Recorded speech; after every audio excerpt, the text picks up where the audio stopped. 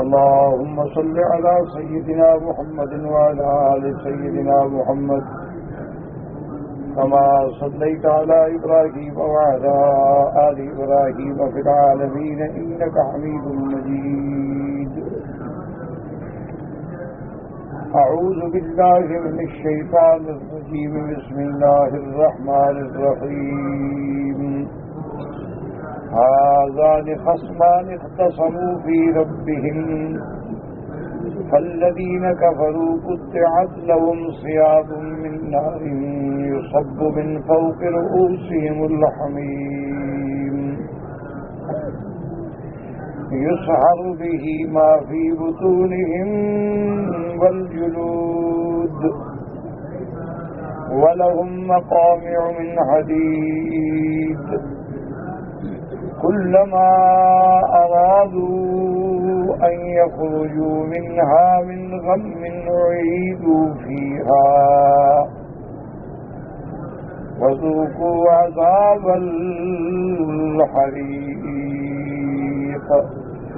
قال المؤلف المفسر رحمه الله تعالى: أدام النفع بعلومه وعلومكم في الدارين آمين. إلى أن قال: ثبت في الصحيحين من حديث أبي مجلس عن قيس بن عباد عن أبي ذر رضي الله تعالى عنه أنه كان يقسم قسما أن هذه الآية نزلت في حمزة وصاحبيه رضي الله تعالى عنهم وعتبة وصاحبيه يوم برزوا في بدر. لفظ البخاری عند تفسیرها. اب مفسر رحمۃ اللہ علیہ فرماتی ہیں کہ ان آیات مبارکہ کا سبب نزول، شان نزول کیا ہے؟ وہ فرماتی ہیں کہ صحیحین میں یعنی بخاری اور مسلم میں یہ بات ثابت ہے. حضرت ابی ذر رضی اللہ تعالیٰ عنہ فرماتے تھے کہ ان سے مراد اللہ نے جو یہ دو قسمیں بیان فرمائی ہیں کہ جنہوں نے اپنے رب، اپنے پروردگار عالم کے بارے میں آپس میں مقابلہ کیا، وہ فرماتے ہیں کہ ان سے مراد حضرت حمزہ اور حضرت حمزہ کے ساتھی ہیں. دوسری روایت میں تفصیل ہے کہ جنگ بدر میں جب مقابلہ ہوا تو مسلمانوں کی طرف سے سیدنا حمزہ، سیدنا علی اور عبیدہ، اور کافروں کی طرف سے عتبہ، شیبہ اور ربیعہ یہ مقابلے پہ نکلے تو وہ تینوں مارے گئے. سیدنا حمزہ اور سیدنا علی خیریت سے واپس پہنچے، حضرت عبیدہ زخمی ہو کے پہنچے اور پھر شہید ہو گئے. تو اللہ نے فرمایا کہ دیکھو یہ دو آدمی ہیں، ایک حق کے لیے لڑ رہا ہے اور ایک کفر کے لیے لڑ رہا ہے. ایک اپنے اللہ تبارک و تعالیٰ کی عظمت و توحید اور اعلاء حق کے لیے جہاد کرتا ہے اور دوسرا اپنے بتوں کے لیے لڑتا ہے.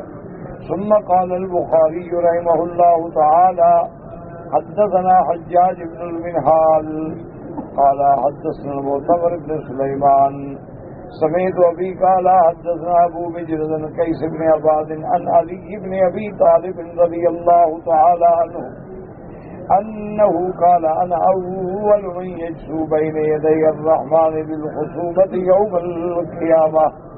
قال قيس: وفيهم نزلت: هذان خصمان اختصموا في ربهم قال هم الذين بارزوا يوم بدر علي وحمزة وعبيدة رضوان الله تعالى عليهم أجمعين وشيبة بن ربيعة وعتبة بن ربيعة والوليد بن عتبة.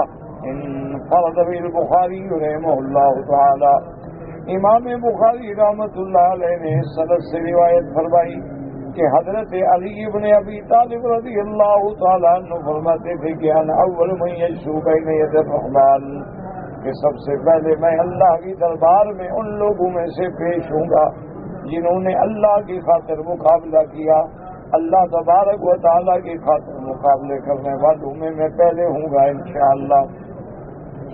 قال قیس وفیہم نزلت، حضرت قیس یعنی قیس بن عباد فرماتے ہیں کہ ان کے بارے میں یہ آیت نازل ہوئی کہ هذان خصمان اختصموا فی ربهم، یہ کون لوگ ہیں؟ ہم الذین بارزوا یوم بدر، کہ بدر والے دن جن لوگوں نے کفار کی مبارزت کی۔ قاعدہ یہ ہوتا تھا کہ جب صفیں آمنے سامنے ہوں تو بہادر ایک دوسرے کو چیلنج کرتے تھے، ایک دوسرے کے مقابلے کے لیے۔ تو ادھر سے مسلمانوں کی جماعت سے سیدنا علی، سیدنا حمزہ، سیدنا عبیدہ رضوان اللہ علیہم اجمعین، اور کافروں کی طرف سے شیبہ ابن ربیعہ، عتبہ ابن ربیعہ تھا، یہ دونوں جو ہیں بھائی ہیں۔ ولید ابن عتبہ، یہ عتبہ کا بیٹا ہے، ادھر سے وہ تین نکلے، ادھر سے یہ تین۔ اللہ تبارک و تعالیٰ نے مسلمانوں کی نصرت فرمائی، اللہ نے حق والوں کی مدد فرمائی اور حق والے کامیاب ہوئے۔ وقال سعید ابن ابی عروبۃ عن قتادۃ فی قولہ هذان خصمان اختصموا في ربهم قال اختصم المسلمون وأهل الكتاب وقال أهل الكتاب نبينا قبل نبيكم وكتابنا قبل كتابكم فنحن أولى بالله منكم وقال المسلمون كتابنا يقضي إلى الكتب كلها ونبينا خاتم الأنبياء عليه الصلاة والتسليم فنحن أولى بالله منكم فأفلج الله الإسلام على من ناواه وأنزل هذان خصمان اختصموا في ربهم۔ اب سعید بن ابی عروبہ حضرت قتادہ سے اس آیت کے شان نزول میں فرماتے ہیں کہ اہل کتاب کا اور مسلمانوں کا آپس میں اس بات پہ بات ہوئی، مناظرہ ہوا۔ اہل کتاب کہنے لگے نبینا قبل نبیکم، ہمارا پیغمبر تمہارے پیغمبر سے پہلے آیا ہے، ہماری کتاب تمہاری کتاب سے پہلے آئی ہے، لہذا ہمارا مرتبہ شان زیادہ ہے۔ مسلمانوں نے فرمایا کہ نہیں، اللہ نے جو ہمیں کتاب دی ہے یقضی علی الکتب کلھا، سابقہ کتابوں کو منسوخ کرنے والی ہے، اب یہ کتاب تمام کی ناسخ ہے اور اسی کتاب کا حکم قیامت تک چلے گا۔ اور ہمارے پیغمبر کو اللہ نے یہ شان عطا فرمائی ہے کہ خاتم الانبیاء، کہ آپ کے بعد کوئی نبی نہیں ہوگا، لا نبی بعدہ ولا رسول بعدہ ولا معصوم بعدہ ولا شریعت بعد شریعتہ ولا کتاب بعد کتابہ فنحن اولا باللہ منکم۔ ہم نے کہا کہ ہم اللہ کے ہاں زیادہ شان والے ہیں۔ فأفرج اللہ الاسلام علی من ناواه، اللہ تبارک و تعالی نے اسلام کو غالب کر دیا جس نے اسلام کے مٹانے کی کوشش کی۔ تو یہ آیت اس بارے میں نازل ہوئی۔ وَقَضَىٰ رَوَى اللَّهُ فِي الْعِبَادِ وَقَالَ شُعْبَانُ قَتَادَةَ فِي قَوْلِهِ تَبَارَكَ وَتَعَالَىٰ هَٰذَانِ خَصَمَانِ اخْتَصَمُوا فِي رَبِّهِمْ قَالَ مُصَدِّقٌ وَمُكَذِّبٌ۔ انہوں نے فرمایا کہ یہ آیت جو ہے یہ عام ہے، کہ ایک وہ ہیں جو اللہ کی کتاب کی تصدیق کرنے والے، اللہ کی کتاب پہ ایمان لانے والے، حضور پاک صلی اللہ علیہ وسلم پہ ایمان لانے والے، اور ایک وہ جماعت ہے جو تکذیب کرنے والی ہے۔ وقال ابن ابی نجیح مجاہد یاد ہے مثل کافر المومن اختصما بالبعث، حضرت مجاہد سے ایک قول مبارک یہ بھی ہے کہ مومنوں اور کافروں کے درمیان یہ بحث ہوئی کہ مومن کہتے تھے کہ ہم نے مرنے کے بعد اٹھنا ہے، قیامت بر حق ہے، لیکن کافر کہتے تھے کہ مرنے کے بعد ہم نہیں اٹھیں گے، جب مر جائیں گے فنا ہو جائیں گے تو دوبارہ قیامت نہیں ہوگی۔ تو اس لیے یہ آیت نازل ہوئی۔ وقال فی روایت وهو عطاء فی روایت هم المؤمنون والکافرون، انہوں نے فرمایا ان دو جماعتوں سے مراد کیا ہے، ایمان والے اور کفر والے۔ اصل میں آیت جو ہے نا عبرت عموم سے ہوتی ہے۔ وقال اکرمۃ هذان خصمان اختصموا فی ربهم قال هي الجنة والنار قالت النار جنتی بالعقوبۃ وقال جنتی بالرحمۃ۔ اور حضرت اکرمہ کا ایک قول یہ بھی ہے کہ یہ جنت اور دوزخ کا آپس میں مکالمہ ہے، اللہ ان کو بھی کلام کی اجازت عطا فرمائیں گے۔ تو اللہ تبارک و تعالیٰ کے آگے جہنم کا کہ مولا مجھے تو نے سزا کے لیے بنایا، جنت کہے گی اللہ جعلنی رحمت، مجھے رحمت کے لیے بنا دے۔ وقول مجاہد وعطا ان المراد بهذه الكافرون والمؤمنون يشمل الاقوال كلها۔ اب حضرت مجاہد اور حضرت عطا کا جو قول ہے کہ ان دو جماعتوں سے مراد مومن اور کافر ہیں، یہ قول سب اقوال کا جامع ہے۔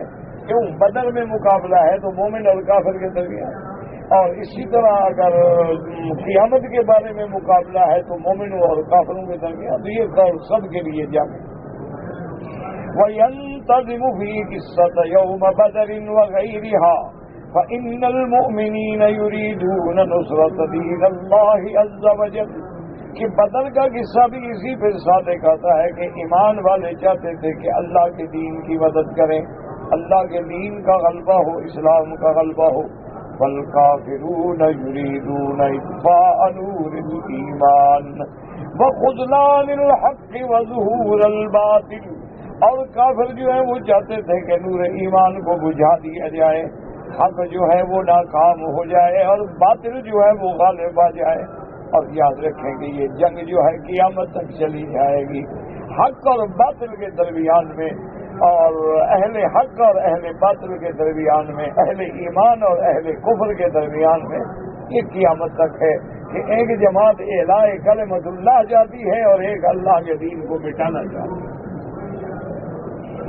اب فرماتے ہیں وہذا اختیار ابن جریر رحمہ اللہ تعالی وهو حسن، فلهذا قال فالذین كفروا قطعت لهم ثياب من نار، ای فصلت لهم مقطعات من النار۔ اللہ نے فرمایا کہ جو کافر ہیں ان کے لیے پھر کاٹا گیا، کتا سمانا ہوتا ہے جیسے لباس کاٹا جاتا ہے کہ ہر جگہ پر اپنا لباس پورا آ جائے، اسی طرح جہنم کی آگ گویا ان کے لیے لباس بن کے چھا جائے۔ اب فرماتے سعید ابن جبیر کہ قطعت لهم ثياب من نار من نحاس، وہ کہتے ہیں تانبے کا، پیتل کا ان کو لباس پہنایا جائے گا۔ بہو اشد الاشیاء حرارتا ہمیں، چونکہ جب وہ گرم ہو جائے تو سب سے زیادہ گرم ہونے والا ہے۔ يصب من فوق رؤوسهم الحميم يصهر به ما في بطونهم والجلود، اذا صب على رؤوسهم الحميم، جب جہنمیوں کے سر پہ کھولتا ہوا آگ والا پانی ڈالا جائے گا، وهو الماء الحار في غاية الحرارة، حمیم مانا ایسا پانی جو بالکل شدید گرم ہو۔ وقال سعید بن جبیر والنحاس المضاف، کے پیتل اور تانبا جو ہے وہ پگھلا کے ان پر ڈالا جائے گا۔ عذاب ما فی بطونہم من الشحم واللمع، ان کے پیٹ کے اندر جو کچھ بھی ہوگا، آنتیں ہیں، چربییں، سب پگھل کے نکل جائے گی۔ قالوا البعض مجاہد سعید بن جبیر وغیرہم وکذالک تذوب جلودہم، اور اسی طرح ان کی چمڑا جو ہے وہ بھی پگھل کے گر جائے گا، لیکن یاد رکھو وہ مریں گے نہیں، کیونکہ جہنم کا عذاب دائم ہے، اس لیے اگر وہ چمڑا ختم ہوگا دوسرا آ جائے۔ اسی لیے قرآن نے دوسری جگہ فرمایا کہ بدلناہم جلودا غیرہا، کہ اسی وقت دوسرا چمڑا پیدا ہو جائے گا اور اسی طرح وہ عذاب دیے جائیں گے۔ اللہ یموت فیہا ولا یحیا، ایسا بھی نہیں ہوگا کہ وہ مر جائیں اور عذاب سے چھوٹ جائیں اور نہ زندگی ہے، کیوں عذاب میں کیا زندگی ہے، تو اسی طرح وہ ہمیشہ عذاب میں بھگتے رہیں گے۔ وقال ابن عباس وسعید تساقط، کہ ان کا چمڑا جو ہے ایسے گر جائے گا۔ وقال ابن حدثني محمد بن المثنى قال حدثني ابراهيم بن اسحاق الطالقاني قال حدثنا ابن المبارك عن سعيد بن يزيد بن سمان بن حجيرة عن ابي هريرة رضي الله تعالى عنه عن النبي صلى الله عليه وسلم قال ان الحميم ليصب على رؤوسهم فينفذ الجمجمة حتى يخلص الى جوفه فيسلب ما في جوفه حتى يبلغ قدميه وهو السحر۔ اللہ نے فرمایا يسحر به ما في بطونهم والجلود۔ اب مفسر رحمۃ اللہ علیہ فرماتی ہیں کہ وہ گرم پانی ایسا ہوگا کہ جب ان کے سر پہ ڈالا جائے گا تو سر کی کھوپڑی سے اندر داخل ہو جائے گا، اندر داخل ہونے کے بعد جو کچھ اندر سے ہے وہ نکالے گا، حتیٰ کہ سب کچھ پیٹ میں جو ہے وہ گرم پانی سے بہہ کے نیچے قدموں میں آ پڑے گا. یہ معنی ہے سحر کا کہ فَيُسْحَرُ بِهِ مَا فِي بُطُونِهِمْ وَالْجُلُودِ، یعنی وہ ایسا گرم پانی ہوگا کہ سر پہ ڈالنے کے بعد سر کی کھوپڑی میں سوراخ کرتے ہوئے اندر چلا جائے گا. اللہم اجرنا من النار. اب اس کے بعد فرماتے ثم یعود کما کان، اور اسی وقت پھر جو ہے وہ دوبارہ اسی طرح ہو جائیں گے. فرواه الترمذی من حدیث ابن مبارک وقال حسن صحیح وهكذا رواه البيهقي يروي ابن مبارک بھی. ثم قال ابن ابي حاتم حدثنا علي بن الحسين رضي الله عنه حدثنا احمد بن ابي الحواري قال سمعت عبد الله بن سري قال ياتيه الملك يحمل الاناء بكلبتين من حرارته فاذا ادناه من وجهه تكره قال بيرفع مقمعة ووزع راسه فيفرغ دماغه ثم يفرغ الاناء من دماغه ويسرجه من دماغه ذلك ويسر به ما في بطونهم والجلود. انہوں نے ارشاد فرمایا کہ قیامت والے دن فرشتہ آئے گا. یحمل الاناء، یعنی ایک برتن میں گرم پانی، وہ اس نے کانٹوں سے پکڑا ہوا ہوگا. کل بتائیں جیسے ہوتا ہے نا وہ کسی پلاس سے کسی چیز سے پکڑیں، کیونکہ وہ اتنا گرم ہوگا کہ فرشتہ بھی اس کو نہیں پکڑ سکے گا، وہ بھی اس کو کنڈوں سے اٹھائے گا. فَإِذَا أَدْنَاهُ مِنْ وَجْهِهِ، جب وہ گرم پانی کافر کے منہ کے قریب آئے گا تو اب وہ برداشت نہیں کرے گا. تو اب فرشتہ جو ہے غصے میں لوہے کا گرز جو ہے اس کے دماغ پہ مارے گا اور اس کے دماغ کو پھاڑ ڈالے گا. اس کے بعد وہ کھولتا ہوا پانی اس کے دماغ میں ڈالے گا، وہ نیچے پہنچے گا. اسی کو اللہ نے فرمایا وَيُسْحَرُ بِهِ مَا فِي بُطُونِهِمْ مَا فِي بُطُونِهِمْ وَالْجُلُودِ وَقَوْلُهُ وَلَهُمْ مَقَامِعُ مِنْ حَدِيدٍ. قال الإمام أحمد حدثنا موسى قال حدثنا الحيّة قال حدثنا دراز بن حارث بن أبي سعيد رسول الله صلى الله عليه وسلم قال لو أن مكمعا من حديد وضع في الأرض فاجتمع له الثقلان ما أقلوه من الأرض. حضرت ابی سعید فرماتے ہیں کہ حضور پاک نے ارشاد فرمایا کہ وہ ایسا لوہے کا ایسا گرز ہوگا کہ اگر دنیا میں زمین میں ڈالا جائے تو پورے انسان اور جن بھی نہیں اٹھا سکیں گے، لیکن اللہ کے فرشتے اٹھا کے اس سے ماریں گے. وقال امام محمد بن ابو صاحب داؤد قال علیہ قال تناظر الحسن النبی سعید الخدری رضی اللہ تعالیٰ عنہ قال قال رسول اللہ صلی اللہ علیہ وسلم لو ضرب الجبل بمكمع من حديد لتفتتت ثم عاد كما كان. حضور نے فرمایا کہ وہ ایسا لوہے کا ایسا تھوڑا ہوگا کہ اگر وہ پہاڑ کو مارا جائے تو پہاڑ بھی ریزہ ریزہ ہو جائے، لیکن کافر کو ماریں گے پھر اس کے بعد وہ فوراً دوبارہ ٹھیک ہوگا پھر ماریں گے. وَلَوْ أَنَّ دَلْوًا مِّن غَصَّاقٍ يُحْرَاقُ فِي الدُّنْيَا لَأَنْتَنَا أَهْلُ الدُّنْيَا. اللہ پاک نے فرمایا کہ حمیم و غصاق، اور کافروں کے پینے کے لیے جو غصاق ہوگا اگر اس کا ایک ڈول بھر کے زمین میں ڈالا جائے تو پوری زمین میں بدبو ہو جائے گی. اللہم اجرنا من النار یا مجیر اجرنا من النار یا مجیر اجرنا من النار. اللہم ارزقنا الفردوس الاعلی.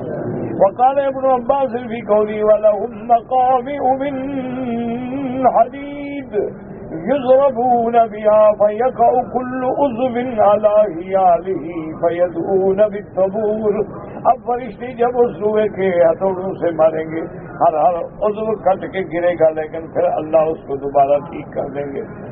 اب اللہ فرماتے کلما ارادوا ان یخرجوا منها من غم اعیدوا فیها. قال الأعمش النبي زبيان عن سلمان قال النار سوداء مظلمة لا يزيء لهبها ولا جمرها. اس روایت میں آتا ہے کہ حضرت سلمان فرماتی ہیں کہ جہنم کی آگ جو ہے وہ ایسی سیاہ ہوگی، ایسی سیاہ ہوگی، اندھیرا ہوگا، کوئی روشنی بھی نہیں ہوگی اس کے شعلے کی، اور نہ کوئی اس کا انگارہ چمکتا ہوگا. اصل اللہ معاف کرے جہنم کے بھی تو طبقات ہیں، درکات ہیں، وہ ایک تھوڑی ہے. تو کسی میں یہ ہوگا، کسی میں یہ ہوگا، کسی میں یہ ہوگا. اللہ معاف کرے. ثم قرأ كلما أرادوا أن يخرجوا منها من غم أعيدوا فيها وقال زيد الزبيات كلما أرادوا يخرجوا من غم أعيدوا فيها قال بلغني أن أهل النار في النار لا يتنفسون. کہ جہنمیوں کو تو سانس نکالنے کی بھی طاقت نہیں ہوگی. وقال والله وسمعوا بالخروج إن الأرجل لمقيدة وَإِنَّ الْأَيْدِي لَمُوسِكَةٌ وَلَكِنْ يَرْفَعُهُمْ لَهَبَهَا وَتَرُدُّهُمْ مَقَامِعَهَا. حضرت فضیل ابن عیاض فرماتے تھے کہ واللہ کیسے وہ طمع کر سکتے ہیں نکلنے میں جن کے پاؤں بندھے ہوئے ہیں، ہاتھ بندھے ہوئے ہیں. اصل کیا ہوگا کہ جب آگ ان کو اٹھا کے اوپر لے جائے گی تو اب خیال ہوگا کہ شاید باہر جا پڑے، لیکن پھر ان کو ماریں گے، پھر جہنم میں پڑیں گے. وقوله ذوقوا عذاب الحريق كقوله تبارك وتعالى وقيل لهم ذوقوا عذاب النار الذي كنتم به تكذبون. ومعنى الكلام النبي هذا عذاب الخلق، ان کو کہا جائے گا چکھو یہ جہنم کا عذاب جس جہنم کو تم جھٹلاتے تھے کہ جہنم نہیں ہوگی، قیامت نہیں ہوگی، اب چکھو عذاب، تاکہ قولن فعلن دونوں ان کو عذاب دیے جائیں. اس لیے کہا بھی جائے گا اور عذاب بھی دیا جائے گا. ان اللہ يدخل الذین آمنوا وعملوا الصالحات جنات تجری من تحتها الانہار يحلون فيها من أصابر من ذهب ولؤلؤا ولباسهم فيها حرير وهدوا إلى الطيب من القول وهدوا إلى صراط الحميد. لما أخوتنا أهل النار يأتي من دام الحالين وباهم في العذاب والنكال والحريق والأغلال وما أعد لهم من الثياب من النار. ذكر حال أهل الجنة نسأل الله من فضله وكرمه. اب مفسر رحمۃ اللہ علیہ فرماتی ہیں کہ جب اللہ نے جہنمیوں کا حال بیان کیا، اللہ پناہ دے، اور جس عذاب میں، جس زنجیروں میں، جس جلنے میں، جس اسکال و اغلال میں وہ ہوں گے، اور جن کے کپڑے بھی جہنم کی آگ سے ہوں گے، اس کے بعد اللہ نے جنت والوں کا حال بیان فرمایا ہے. محسن رحمۃ اللہ علیہ فرماتی ہیں کہ اللہ ہمیں بھی اپنے فضل و رحمت سے جنت والوں میں بنا دے اور جہنم والوں سے نہ بنائے.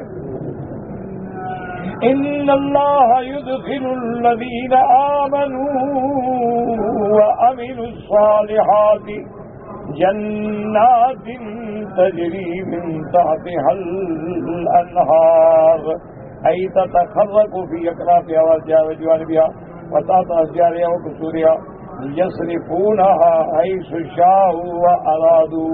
اللہ ایمان والوں کو جنہوں نے اچھے عمل کیے ہیں ان کو ایسے باغوں میں داخل کریں گے جن کے نیچے نہریں ہوں گی.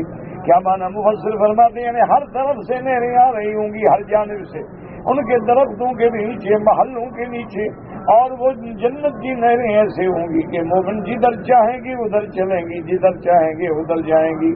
یحلون فیہا من الحلیۃ من اصابر من ذہب ولؤلؤا. اب اللہ مومنوں کو ہاتھوں کے اندر سونے کے موتیوں کے کنگن پہنائیں گے. کما قالہ النبی صلی اللہ علیہ وسلم حدیث متفق علیہ وَتَبْلُغُ الْحُلِيَّةُ مِنَ الْمُؤْمِنِ حَيْثُ يَبْلُغَ الْوُضُوءُ. یعنی مومن کو ایسے کنگن پہنائے جائیں گے کہ جہاں تک وضو میں ہاتھ دھوتا تھا وہ سارے بھرے ہوئے ہوں گے. وقال غاب الآباء إن في الجنة ملكا لو شئت أن أسميه لسميته يسوق لي الجنة لمن خلق الله على يوم القيامة لو أبرز قلب منها إصرار منها لرد شعاع الشمس كما ترد الشمس نور القمر کابل آباد فرماتی تھی کہ اللہ نے جنت میں ایک فرشتے کی ڈیوٹی لگا دی ہے، وہ مومنوں کے لیے زیور تیار کر رہا ہے. فرماتے تھے کہ مجھے اس فرشتے کا نام بھی آتا ہے، میں چاہوں تو نام بھی ذکر کر سکتا ہوں. وہ جنت والوں کے لیے، اور جس دن سے اللہ نے اس کو پیدا کیا ہے وہ قیامت تک اہل جنت کے زیور تیار کرتا رہے گا. اگر وہ جنت کے کنگن میں سے ایک کو ظاہر کر دے تو سورج بے نور ہو جائے. جیسے سورج چاند کے سامنے آتا ہے تو چاند کا نور ختم ہو جاتا ہے، ایسے اگر ظاہر کر دے تو سورج کا نور ختم ہو جائے گا. وقول ولباسهم فيها حرير، اے بھی مقام سے اب النار ردیف وسلم کہ جہنمیوں کا لباس جو ہے وہ تو جہنم کی آگ سے ہوگا، اور مومنوں کا لباس جو ہے وہ جنت کے ریشم سے ہوگا. لباس هؤلاء من الحریر استبرقه وسندسه، اس کا بریق بھی ریشم سے ہوگا، بوٹا بھی ریشم سے ہوگا. جیسے اللہ نے دوسری آیات میں ارشاد فرمایا ہے عالیہم ثیاب سندس خضر واستبرق وحلوا اساور من فضة وسقاهم ربهم شرابا طهورا ان هذا كان لكم جزاء وكان سعيكم مشكورا. وفي الصحيح ولا تنزل الجبال في الدنيا انما اللبس في الدنيا بالآخرة. صحیح حدیث میں آتا ہے کہ ریشم کا کپڑا دنیا میں نہ پہنو، دیباج بھی ریشم کی قسمیں نہ پہنو، کیونکہ جو دنیا میں ریشم پہنے گا اللہ اس کو آخرت میں نصیب نہیں کریں گے. قال عبداللہ بن زبیر بن نمیر صحیح العالم يدخل الجنة، کہتے من لم يلبس الحرير في الآخرة لم يدخل الجنة، گویا کہ وہ جنت میں نہیں گیا. قال اللہ تبارک و تعالی لباسهم فيها حرير وهدوا إلى الطيب من القول كقوله تبارك وتعالى وادخل الذين آمنوا وعملوا الصالحات جنات تجري من تحتها الأنهار خالدين فيها بذنب طيب فيها سلام. والملائكة يدخلون عليهم من كل باب سلام علیکم بما صبرتم فنعم عقبى الدار. اور اسی طرح اللہ نے فرمایا لا يسمعون فيها لغوا ولا تأثيما إلا قيلا سلاما سلاما. کہ جنت والے جب جنت میں ہوں گے کوئی لغو بات بھی نہیں سنیں گے، کوئی گناہ والی بات بھی نہیں ہوگی، ہر طرف سے ان پہ سلامتی ہی سلامتی ہوگی. ملائکہ کی طرف سے بھی سلام، جنت والوں کی طرف سے بھی سلام، اور سب سے بڑا مرتبہ ہے جب اللہ جنت والوں پہ سلام فرمائیں گے سلام قولا من رب الرحیم. فَهُدُوا إِلَى الْمَكَانِ الَّذِي يَسْمَعُونَ فِيهِ الْكَلَامَ الطَّيِّبَ. اللہ نے ان کو ایسے مکان کی طرف ہدایت کی کہ جہاں اچھی سی اچھی باتیں سنیں گے. وَيُلَقَّوْنَ فِيهَا تَحِيَّةً وَسَلَامًا. لا كما يُحَنَّ النَّاسُ كَبِيرٌ. جیسے جہنم والوں کو تو کلام بھی وہ ہوگا جو ان کے عذاب کا باعث ہو، ان کو کہا جائے گا ذوقوا عذاب الحریق. ان کے مقابلے پہ ایمان والوں کو فرشتے بھی سلام بھیجیں گے اور اللہ تبارک و تعالیٰ بھی سلام فرمائیں گے. وَهُدُوا إِلَى صِرَاطِ الْحَمِيدِ أي إِلَى الْمَكَانِ الَّذِي يَعْبُدُونَ فِيهِ رَبَّهُمْ عَلَى مَا أَحْسَنَ وَأَنْعَمَ بِهِ وَيَرْضَىٰ إِلَيْهِمْ. ایسے مکان کی طرف اللہ ہدایت فرمائیں گے جہاں وہ اللہ کا شکر فرمائیں کریں گے کہ اللہ نے جو ان پہ احسان فرمایا، جو انعام فرمایا، جو عطا فرمایا. كما جاء في الحديث الصحيح انهم يلهمون التسبيح والتحميد كما يلهمون النفس. اللہ تبارک و تعالیٰ مومنوں کو اپنی تسبیح اپنا حمد سکھلائیں گے، جیسے سانس سکھلاتے ایسے سانس جاری ہوتا ہے ایسے جاری ہوں گے انشاءاللہ. وقال بعض المفسرین في قوله تبارک و تعالیٰ وَهُدُوا إِلَى الطَّيِّبِ مِنَ الْقَوْلِ. وہ فرماتے ہیں طیب من القول سے مراد کیا ہے قرآن، اور بعض مفسرین فرماتے ہیں کہ اب طیب من القول سے کیا مراد ہے لا الہ الا اللہ محمد رسول اللہ. اور بعد میں فرمایا طیب من القول سے کیا مراد ہے؟ الاذکار المشروعہ، یہ جتنے ذکر شریعت میں سب قول طیب ہے۔ وَهُدُوا إِلَىٰ صِرَاطِ الْحَمِيدِ الطریق المستقیم فی الدنیا، اب اس سے مراد یہ ہے کہ اللہ ان کو دنیا میں بھی سیدھے راستے پہ چلائیں گے۔ وَكُلُّ هَٰذَا لَا يُنَافِي مَا ذَكَرْنَاهُ وَاللَّهُ أَعْلَمُ، اور یہ سارے قول جو ہیں وہ ٹھیک ہیں کہ اللہ تبارک و تعالیٰ نے ان کو کلمہ توحید بھی نصیب فرمایا اور جنت کا رستہ بھی نصیب فرمایا اور جنت میں اعزاز و اکرام بھی نصیب فرمایا۔ اللہم توفنا مع الابرار۔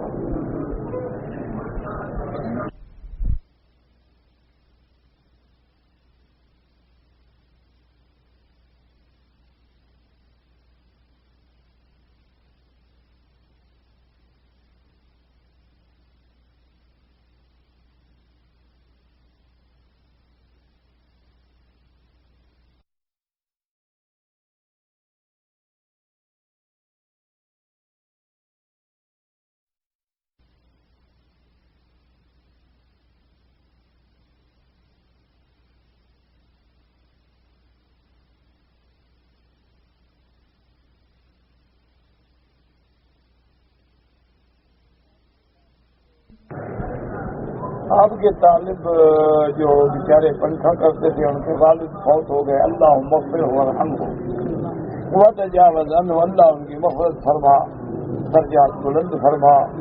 یا اللہ جتنے مسلمان فوت ہو چکے ہیں ان کے قبروں کو باغ جنت بنا،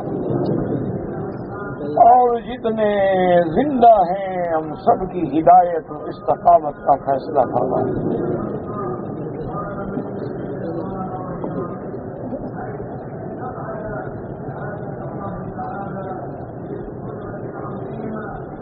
کہتے ہیں جی کچھ لوگ درس میں بیٹھتے ہیں لیکن جب سے آتے ہیں دنیا کی باتوں میں لگے رہتے ہیں۔ اللہ ہدایت سے یاد رکھیں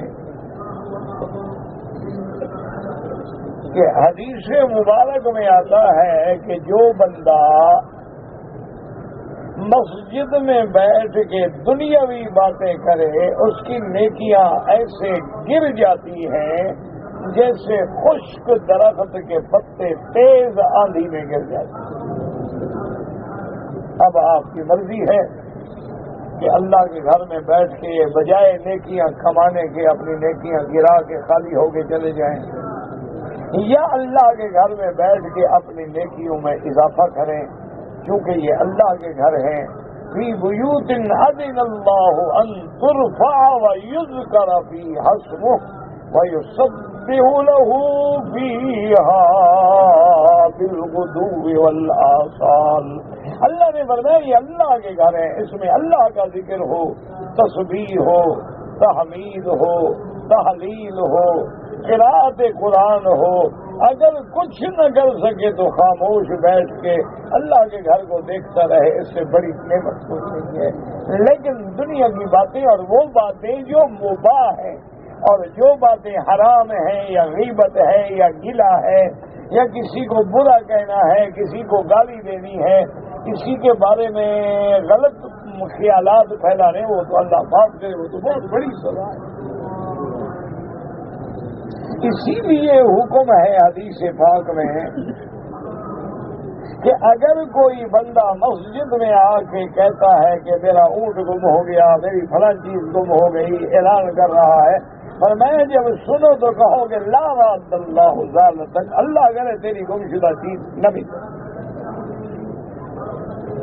اسی طرح حدیث مبارک میں ہے کہ جو لوگ اللہ کے مسجدوں میں بیٹھ کے کاروباری باتیں کرتے ہیں، تجارت کی باتیں کرتے ہیں، بزنس کی باتیں کرتے ہیں، فرمایا اگر تم سنو تو کہو لا ربح اللہ فی تجارتک، اللہ کرے تجھے کبھی نفع نہ ہو، کہ اللہ کے گھر میں بیٹھ کے تم کاروباری باتیں کرتے۔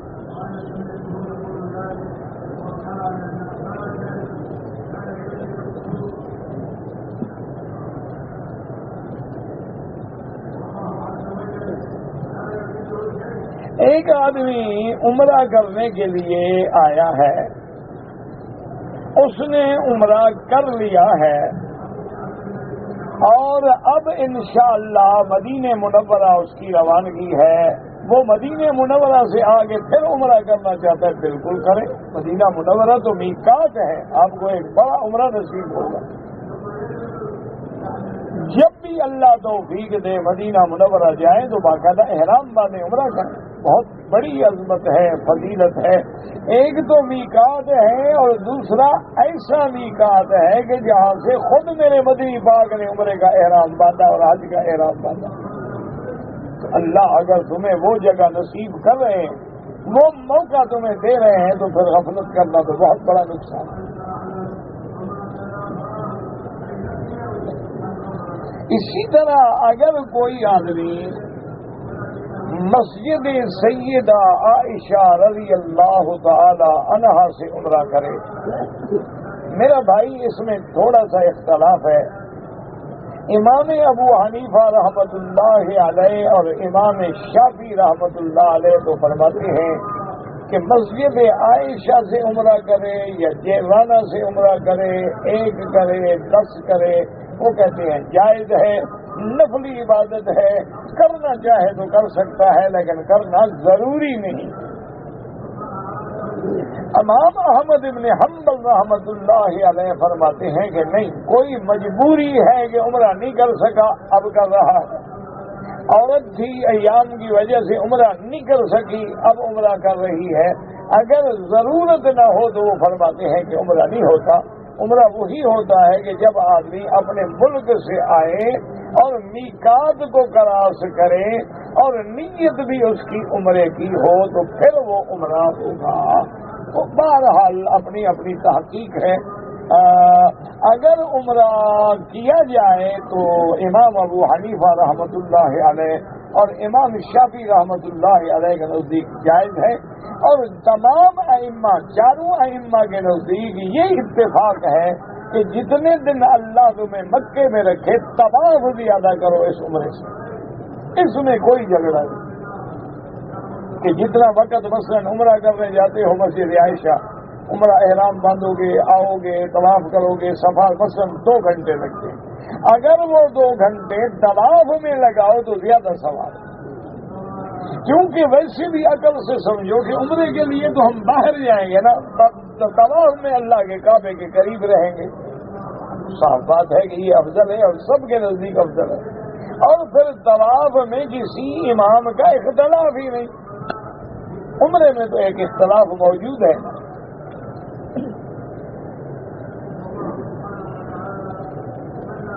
جہاں تک طواف وداع کا تعلق ہے، عمرے والوں کے لیے طواف وداع کرنا جو ہے وہ واجب تو نہیں ہے، یعنی اگر نہ کر سکا تو دم نہیں پڑے گی.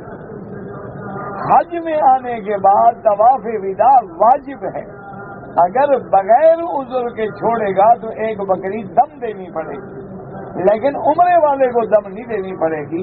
لیکن تمام ائمہ کے نزدیک افضل یہ ہے کہ طواف الوداع کریں. ان یکون آخر العہد بالبیت الطواف، کیونکہ یہ حکم مطلق ہے، اس میں حج اور عمرے کی قید نہیں ہے، تو لہذا افضل یہی ہے کہ عمرے والے بھی جب جائیں طواف الوداع کر کے جائیں. اور ویسے عقل کے بھی یہی قریب ہے. پتہ نہیں پھر زندگی ہوگی تو کعبہ دیکھیں گے، پتہ نہیں پھر نصیب بھی ہوگا یا نہیں ہوگا، اس لیے طواف الوداع ضرور کریں.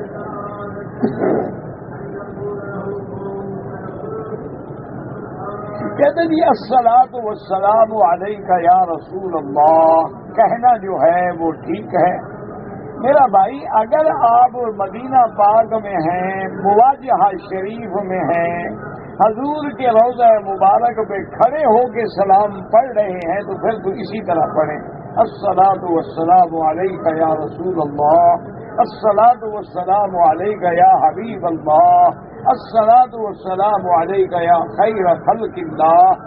اور اگر دور سے پڑھیں تو پھر درود پڑھیں کہ اللہم صلی علی محمد وعلی آل محمد کما صلیت علی ابراہیم وعلی آل ابراہیم فی العالمین انک حمید مجید. کیونکہ اس میں کاف خطاب کا ہے. اگر ہم دور سے پڑھیں اور تصور یہ ہو کہ حضور موجود ہیں تو پھر تو بندہ کافر ہو جاتا ہے. اور یہ متفق علیہ ائمہ اربع کا بھی فتویٰ ہے اور حضرت عبدالقادر جیلانی کا بھی اور تمام اولیاء اللہ کا بھی کہ اگر ایک آدمی کسی عورت سے نکاح کرے اور کہے کہ ایک گواہ میرا اللہ ہے اور دوسرا رسول اللہ ہے تو وہ کافر ہو جائے گا کہ اس نے حضور کو موجود سمجھا تو گواہ بنایا. یہ مسئلہ ایسا نہیں ہے کہ جو وہابیوں نے لکھا ہو. عبدالقادر جیلانی پیران پیر کا بھی فتویٰ ہے.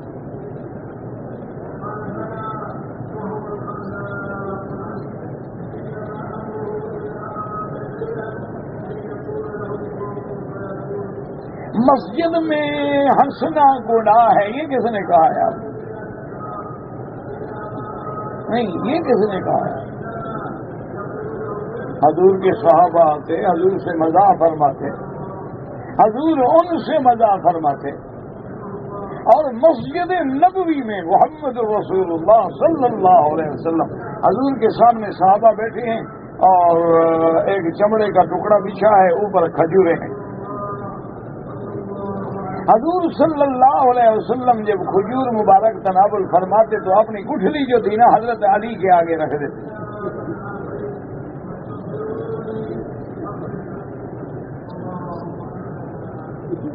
جب کھجوریں ختم ہو گئی تو حضور پاک نے فرمایا صحابہ سے کہ بابا دیکھو تم سب نے ایک ایک کھجور کھائی ہے، علی نے دو دو کھائی ہے، دیکھو اس کی گٹھلیاں ڈبل ہیں. حضرت علی نے عرض کیا، اس نے کہا یا رسول اللہ حیرت تو اس پہ ہے جو گٹھلی بھی کھا گئے کہ آپ کے آگے تو گٹھلی ہے ہی نہیں. تو سب صحابہ ہنس پڑے. اس میں کیا ہے؟ لیکن مشکل یہ ہے نا کہ بندے نے جب اعتراض کرنا ہو تو کوئی لفظ تو ڈھونڈے گا نا مولوی بیچارے کا. خدا بندہ یہ تیرے سادہ دل بندے کدھر جائیں کہ درویشی بھی عیاری اور سلطانی بھی عیاری. نہ ہنسیں تو کہیں گے دیکھو جی پیر بن کے جی مکر کر کے بیٹھا. ہنسیں دیکھو جی مسجد میں ہنس رہا تھا، اب اس کا کوئی علاج ہے؟ وہ ایک آدمی نے بیوی کو مارنا تھا نا جی، آگے بیوی کو مارنا شروع ہو گیا، بیچاری کو آٹا گوندھ رہی تھی روٹی پکانے کے لیے. انہوں نے کہا ابھی مارا جو وجہ کہ ہم نے آٹا گوندھتے ہلتی کیوں؟ اس کا کیا علاج؟ اس کا میرے پاس تو کوئی علاج نہیں. بہرحال یہ تو حضور اپنے گھر میں ہیں. ایک بی بی نے حضور سے کہا حضور دعا کریں اللہ مجھے جنت نصیب کرے. بوڑھی عورت تھی. حضور نے فرمایا کیا دعا کروں، بوڑھی تو جنت میں جائے گی نہیں. اچھا حضور کو بھی اتفاق سے کام تھا، تشریف لے گئے اور رونے لگ گئی بیچارے. جب اللہ کے نبی نے کہہ دیا کہ تم بوڑھی جنت میں نہیں جاؤ گی تو میں تو گئی ختم. جب واپس آئے تو بی بی عائشہ نے کہا کہ رسول اللہ بیچاری رو رہی ہے. آپ نے کیوں رو رہی ہے؟ لیکن آپ نے فرمایا بوڑھی، آپ نے فرمایا اللہ کی بندی جوان ہو کے جاؤ گی نا، بوڑھی ہو کے تھوڑی جاؤ گی. تو اس میں کیا؟ حضور حضرت انس رضی اللہ تعالی عنہ کو ہمیشہ جب فرماتے کہتے یا ذوالرضین ہو دو کانوں والا ادھر، ہر کسی کے دو کان نہیں ہوتے. حضور محبت میں مذاق فرماتے. تو یہ تو مسئلہ نہیں ہے، بات دیکھنی یہ پڑتی ہے کہ ہنسنے کا وجہ کیا ہے، بات کیا ہے. ورنہ تو لازمی بات ہے کہ تبشیر بھی ہوگی، انذار بھی ہوگا، ترغیب بھی ہوگی، ترہیب بھی ہوگی. واز کا تو مقصد یہی ہوتا ہے کہ اس میں آدمی خوشی کی بات بھی بیان کرے اور ڈرنے کی بات بھی بیان کرے. اور کبھی تو حضور ایسے ہنستے کہ صحابہ آگے کہتے اضحک اللہ سنک یا رسول اللہ. حضور اللہ آپ کو ہمیشہ مسکراتا ہوا رکھے. اور ایک دفعہ ہے کہ صحابہ کہتے ہیں کہ حتی بدت نواجذہ، حضور اتنا ہنسے کہ آپ کے اندر کی داڑھ نظر آ گئی. لیکن اعتراض والے کا کوئی حل نہیں.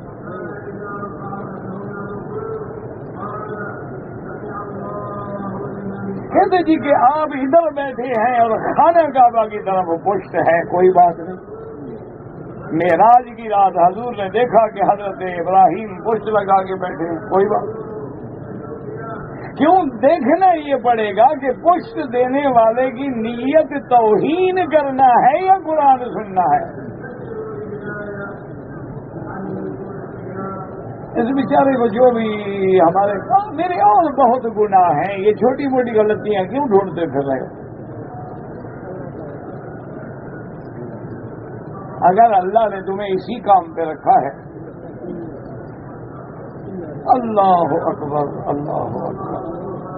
خانہ کعبہ کی طرف بعض لوگ پاؤں کرتے ہیں، ان کے ملک میں بے ادبی شمار نہیں ہوتی، بلکہ ان کے ملک میں پاؤں کر کے بیٹھنا ادب میں شمار ہوتا ہے کہ جب کھڑا ہوگا تو سیدھا کھڑا ہوگا، اگر تم سر کر کے لیٹو گے تو جب کھڑے ہوگے تمہاری پشت ہوگی۔ اللہ کے بندے، یہ مسئلہ یہ ہے کہ وہ دیکھنا یہ پڑے گا کہ ان کے نزدیک یہ بے ادبی ہے یا نہیں، ان کے ملک میں یہ بے ادبی میں شامل ہی نہیں، تو جب بے ادبی میں شامل نہیں ہے تو وہ بے ادبی نہیں کر رہے۔ اب دیکھو نا، بعض علاقوں میں آپ کسی کو ایسا پنجہ دکھائیں منہ کی طرف تو وہ آپ کا ہاتھ کاٹ دے، اچھا بعض لوگوں کے ہاں کوئی عیب نہیں، یہ تو ہر ملک کا رواج ہے۔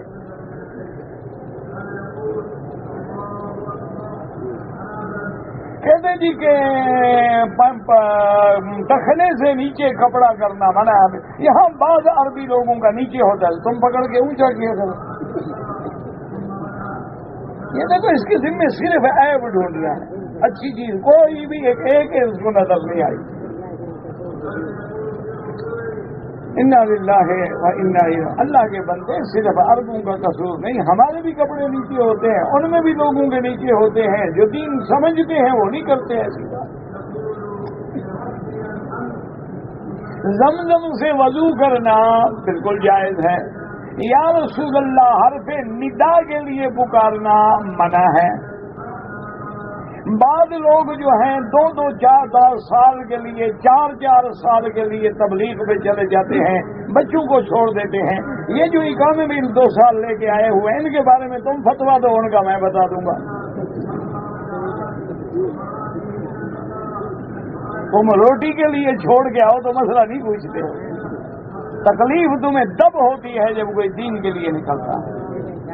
انا للہ و انا الیہ۔ یہاں ایسے بھی لوگ ہیں 10 سال سے گھر نہیں گئے، بیوی وہاں رو رہی ہے، تو ان کو بھی انہوں نے روکا ہوا ہے۔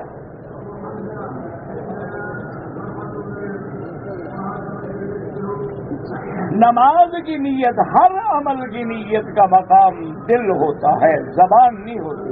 اب ہم عشاء کے لیے بیٹھے ہیں، نیت ہے تو بیٹھے ہیں نا، بس اللہ اکبر۔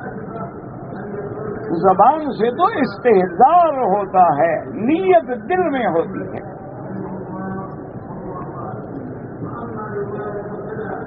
غیر ضروری بال جو ہیں آپ صاف کریں، ناف سے نیچے سے صاف کر سکتے ہیں۔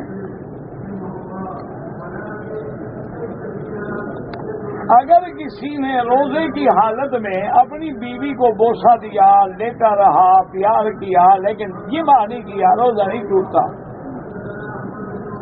لیکن جوان آدمی ہو تو حضور نے منع کیا ہے، احتیاط کر۔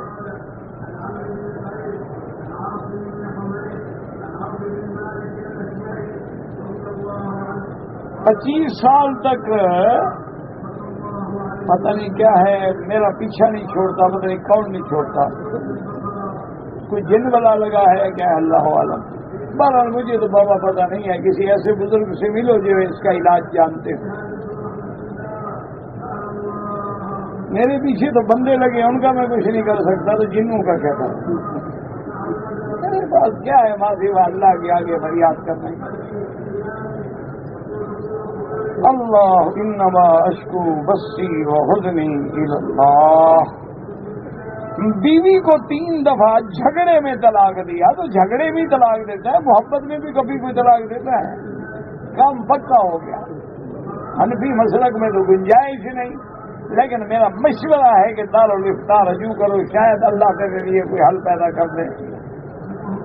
میرے والدین زندہ ہیں، ان کے لیے عمرہ کرو، انہوں نے کہا ہو، ورنہ اپنے لیے کرو اور ان کے لیے دعا کرو، اللہ ان کو نصیب کرے۔ ہاں والدین معذور ہیں، بوڑھے ہیں، آنے کی امید ختم ہو چکی ہے، پھر کر سکتے ہیں۔ اگر کوئی آدمی 2-3 طواف اکٹھے کر لے اور بعد میں ان کی 2 رکعت پڑھ لے تو جائز ہے، لیکن افضل یہ ہے کہ ہر طواف کے بعد 2 رکعت پڑھو۔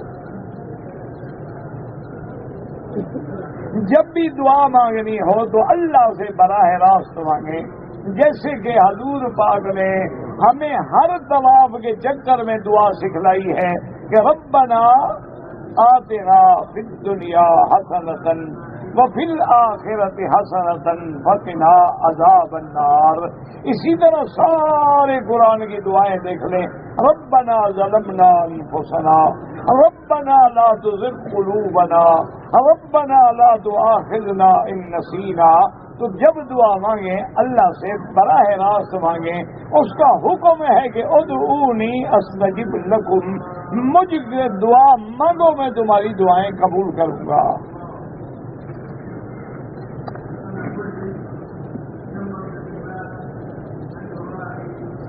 کہتے جی کہ بریلوی جماعت ہے، دیکھو بھائی کوئی جماعت ہو، بات یہ دیکھو کہ اگر ان کا عقیدہ توحید و سنت پہ قائم ہے وہ جماعت ٹھیک ہے۔ اگر توحید کے بجائے غیر اللہ کی عبادت ہے، قبروں کا سجدہ ہے، غیر اللہ کی نظر نیاز ہے، منت منوتی ہے، صاف سمجھ لو کہ بدعت و شرک ہے، وہ جماعت غلط ہے۔ چھوٹی سی بات، اللہ کے نبی ہمیں سب سے توڑ کے اللہ سے جوڑنے آئے تھے۔ اب اگر ہم اللہ کے سوا غیروں کو بھی ساتھ ملائے رکھیں، اللہ سے بھی مانگ لیا، پیر سے بھی مانگ لیا، طواف کعبے کا بھی کر لیا اور قبر کا بھی کر لیا، اللہ کے کعبے پر بھی دروازہ سونے کا لگا دیا، مزاروں پہ بھی لگا دیا، کعبے کا بھی غسل کر دیا، مزار کا بھی غسل کر دیا، مکے مدینے میں بھی اعتکاف بیٹھ گئے، قبروں پہ بھی نوراتا بیٹھ گئے، تو اس سے اور شرک بدعت کیا بلا ہوگی؟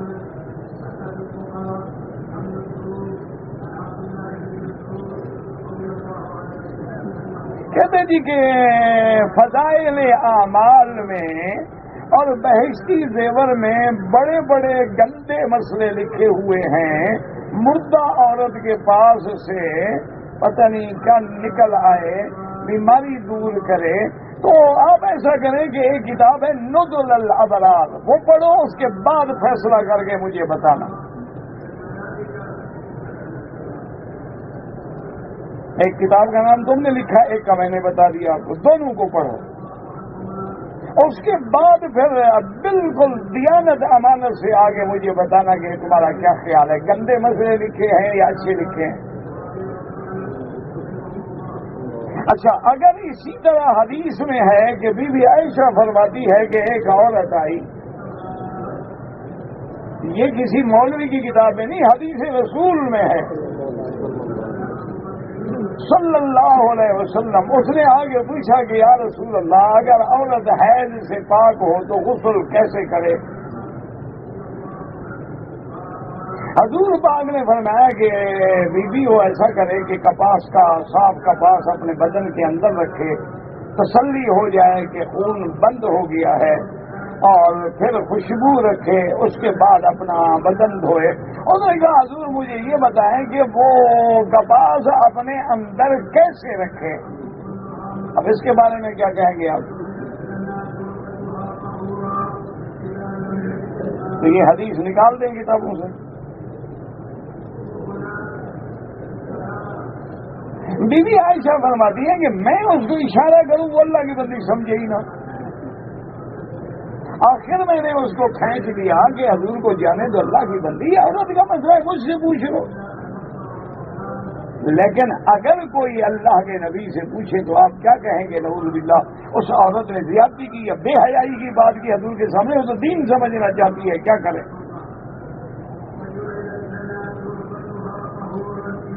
اس کو کیسے سمجھایا جائے؟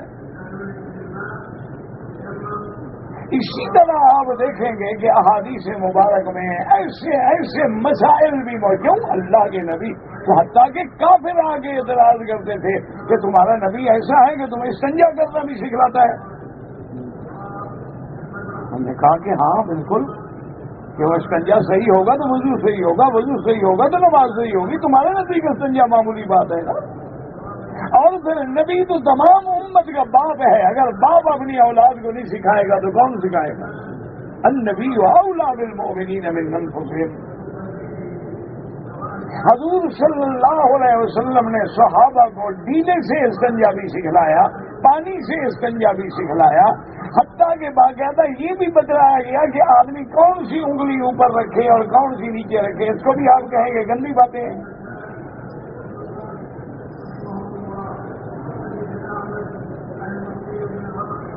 اسی طرح اگر آپ کتاب الجنائز کھول کے دیکھیں گے تو غسل مردے کو دینے کے جتنی احادیث میں ذکر ہے اس کے بارے میں پھر آپ کیا کہیں گے؟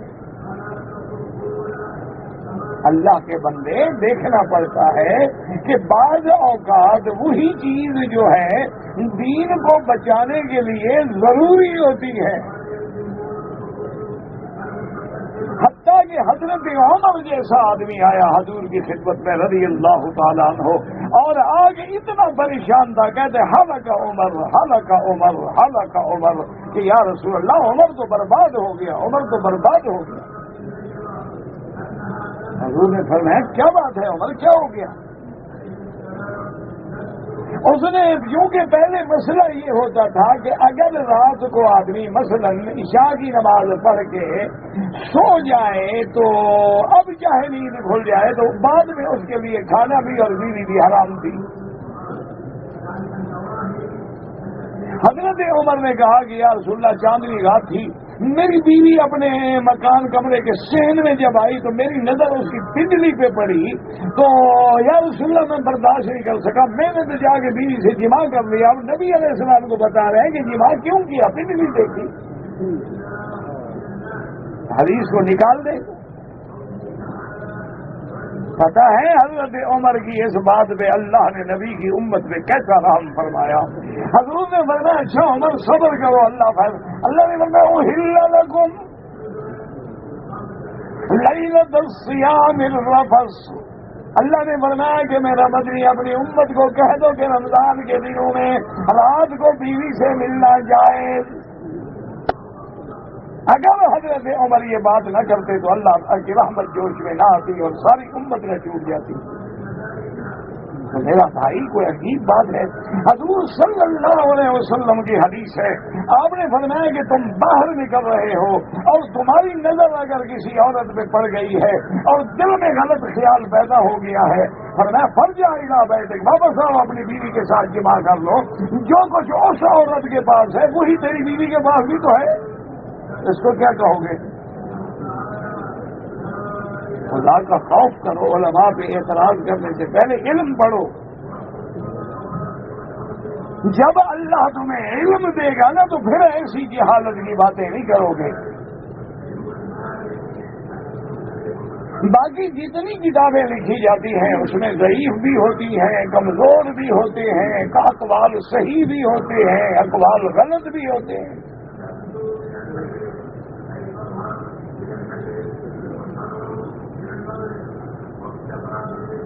اگر ایک آدمی کو کسی مسئلے میں ایک مسئلہ کو چھوڑ دیا دوسرے کو استعمال کر لیا پھر تو تم خود مجتہد ہو گئے نا، کہ تم نے سارے ائمہ کے اقوال کو دیکھنے کے بعد اپنی مرضی پہ چلنا شروع کر دیا کہ جب میٹھا جہاں ملے وہاں پہنچ گئے، یہاں کڑوا لگا چھوڑ دیا. یہ مذہب تو نہ ہوا، مذاق ہو گئی.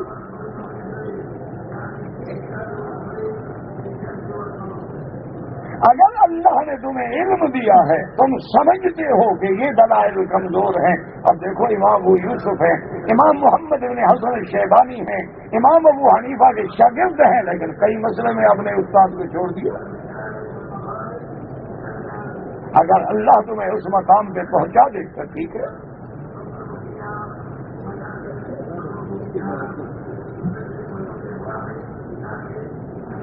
اگر آپ نے اپنے کسی جگہ جماعت کرا رہے مسجد میں نہیں پہنچے تو مسئلہ یہ ہے افضل ہے کہ اذان دو اور جماعت کراؤ.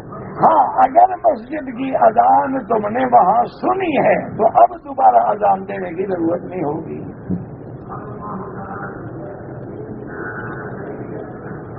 عصر کی نماز کے بعد حنفی مسلک میں 2 رکعت طواف کے نہ پڑھے، بعد میں پڑھے، اور امام احمد بن حنبل رحمۃ اللہ علیہ کے نزدیک